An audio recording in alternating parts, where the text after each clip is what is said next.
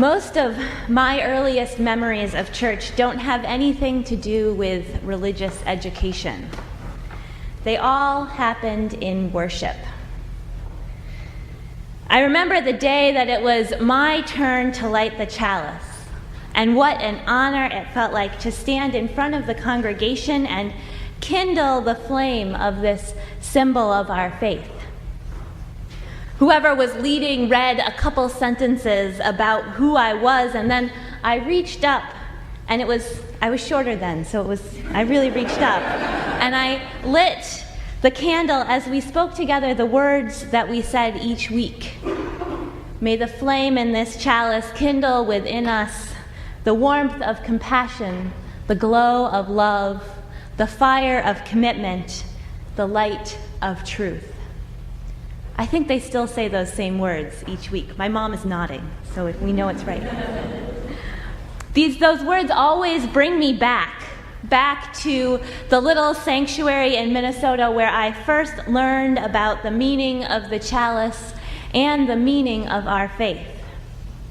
It was in that room with the wood panels and the stained glass from the old Unitarian church downtown and a distinctive red and tan carpet that I first led worship, or at least helped. Every year, the RE kids got to lead the service once or twice, and so I remember doing these sometimes elaborate, sometimes boring guest-at-your-table skits, and leading the congregation each year in crafting homemade ornaments for our Christmas tree. The services were never complicated or particularly excellent, but they were always appreciated. These memories come to the forefront of my mind because they were moments when I was not just going to church. I wasn't just showing up. I was actually a part of creating church. In those moments, I was responsible for however small a piece of creating that sacred space together, of building a beloved community, of making church come into being. The culture of shared ministry ran deep in my childhood congregation. It was and is a small fellowship with about 40 to 75 members at different points as I was growing up. So for much of my childhood, we actually didn't have a minister or staff. So the members and even the children had no choice but to take on that ministry ourselves. We led the services and made the coffee and put together the newsletter. We cared for one another when we were sick or brokenhearted. And we tended our building and land together. From youngest to oldest, we were all a part of co-creating the congregation.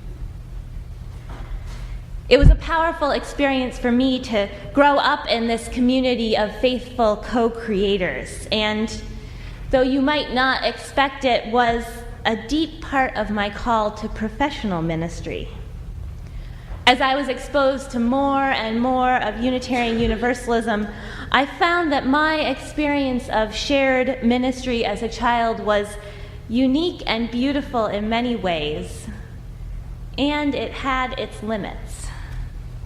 There's some use in having folks around who are actually trained in this work, especially if you want a congregation to grow beyond that 50 to 75 member mark. The disadvantage, however, is that in most congregations, we have to put some serious work into building that culture of shared ministry that came so naturally for the folks in my childhood fellowship. We need to be reminded, sometimes on a fairly regular basis, that we are all a part of co-creating church together. Each of us brings our unique gifts to this act of co-creation, and each of us is needed for the congregation to survive, and particularly to thrive. Each of us is needed to more fully live out our mission, both within these walls and out in the world. As my colleague Michael Leuchtenberger wrote, We are the church, all of us, together. Without the people, there is no church. Without all of us, there is no ministry, no act of serving, no purpose to this institution. Now, this concept of shared ministry is not a new one in our liberal religious tradition. And you UCC folks up there, listen up, because this is part of our shared history. You can trace the roots of our current thoughts on shared ministry all the way back to the Reformation. The notion of a priesthood of all believers began with Martin Luther back in the 16th century. Though he didn't use those exact words, he was one of the first to question the hierarchy of the Catholic Church, to question the authority of the priests in that hierarchy. He didn't buy the idea that the priests were the only ones who had access to God. According to Luther, we all have access to God. We don't need priests to interpret God for us. We don't need priests to tell us what is and what is not holy. It's out of this Protestant tradition that our congregational polity, our way of governing ourselves, arose. We come from a long, long line of self-governing congregations, beginning with a small group of folks in Dedham, Massachusetts, all the way back in 1637, who wanted to form a church. These Puritans were religious refugees from England, having left behind a church hierarchy that restricted their beliefs and practices to come to this new world. There were about 30 families in Dedham, most of whom didn't know each other, and so their first step in creating a church was to have a series of what we might call cottage meetings on all different topics. I know a bunch of you have been to cottage meetings. Now, interestingly enough, they talked very little about theology in these meetings. Instead, they spoke about the kind of church community that they wanted to build together and the ways that they wanted to relate to one another. They longed for a free religious association where they as a congregation could decide both how they were organized and how they worshiped. In England, these conversations would have been illegal. Here in this new unnamed land, the settlers were able to form together a free church governed only by the members of that congregation. Now, many such churches popped up in the surrounding communities over the next several years, and by 1648, there were enough congregations that they decided they wanted to have some sort of agreement about how they might interact with one another. And so leaders of the churches came together and wrote the Cambridge Platform. How many of you have heard of the Cambridge Platform? That's not bad. Not bad. Now, next week you can all raise your hands if I ask that. The Cambridge Platform is the founding document of our congregational polity. And in this document, the churches made a covenant. They said that they would govern themselves as individual congregations, but they would also covenant to work with and support one another. Each congregation had the right to make its own rules for membership, to ordain and install its own ministers, to create its own structures and processes. But at the same time, they knew that they weren't going to be able to do it all alone. And so they built themselves this network of support, a network that could remind them when they weren't living into their covenants as they should be. I like to think that our Puritan forebears had some inkling of how much the world was going to change over the next 400 years. I like to think that they knew that this journey that they had set out on together, this journey of building and creating a new way of being religious, was going to be a wild ride. And they knew, somehow they knew, that they were going to need companions on this journey. As Scott Taylor writes, Maybe that's why we also better talk about co-creation this month. Something as daring as creativity is dangerous if we try to do it alone. There is no such thing as a person of creation, only a people of creation. New ideas are created in the clash of debate. New art occurs only when we are inspired by those who have gone before. New and better forms of community are built on the back of those who have toiled and sacrificed long before we put ourselves on the line. Simply put, there are no creators without companions. And so I like to think that our Puritan forebears knew this when they began to covenant with one another so many years ago, that there are no creators without companions. So this notion of shared ministry isn't a new one, and yet each shared ministry that we enter into is in some way brand new. That's the magic of this being in the midst of creation, of being a part of this free religious movement where we don't always have a map. We don't necessarily have clear directions or even a real sense of what we are trying to build in the end. All we have are our companions in this work, our companions in co-creation. As is so often the case in our covenantal faith, when it comes right down to it, all that we have is one another.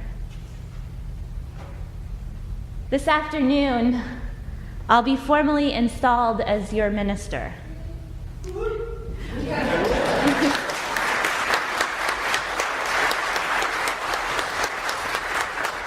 That's how I feel too. We've been on this journey of co-creation together for a little more than 8 months now, and together we've been creating this new chapter here at the UU Church of Nashua. Together we've been taking risks, trying on new ways of being in community. Together we've been moving forward, sometimes, perhaps often, without any map at all. We've been leaping into this act of co-creation, and it has indeed, as our children sang, it has indeed been an act of faith, an act of hope, an act of love.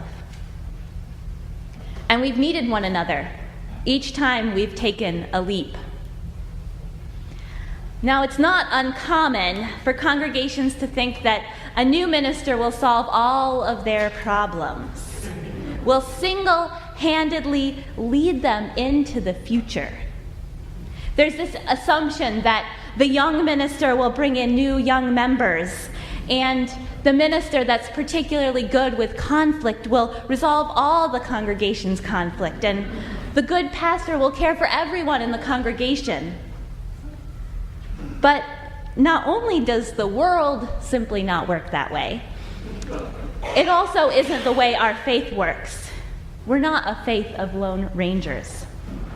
We declare in our principles that we are a part of this interdependent web of existence, that we nurture and sustain that web. We nurture and sustain one another, and that we need one another.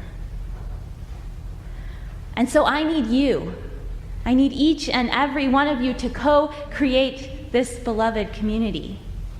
I need you to continue to take risks with me, to try and fail with me again and again until we get somewhere close to right. I need your commitment to this congregation. I need you long-haul people. You know who you are. You who can tell me how long those curtains have been up in the dining room. And I need your excitement about the future.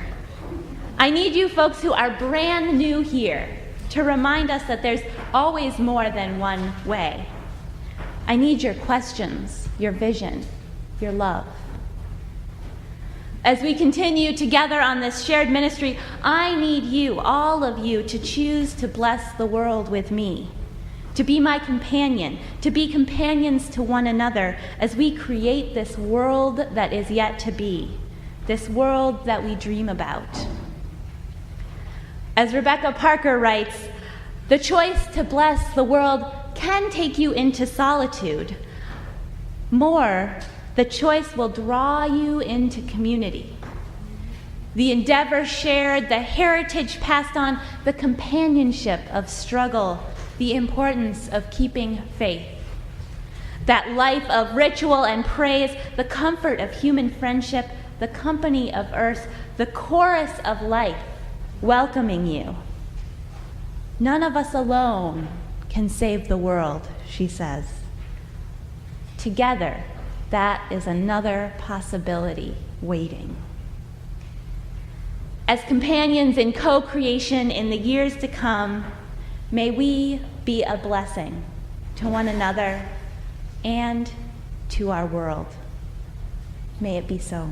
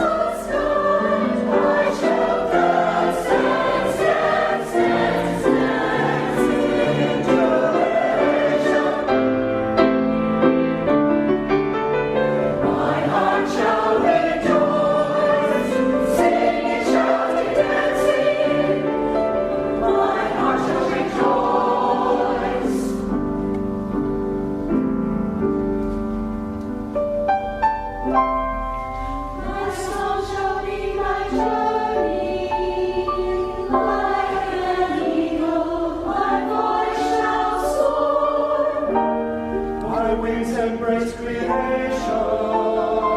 tasting life, I revel.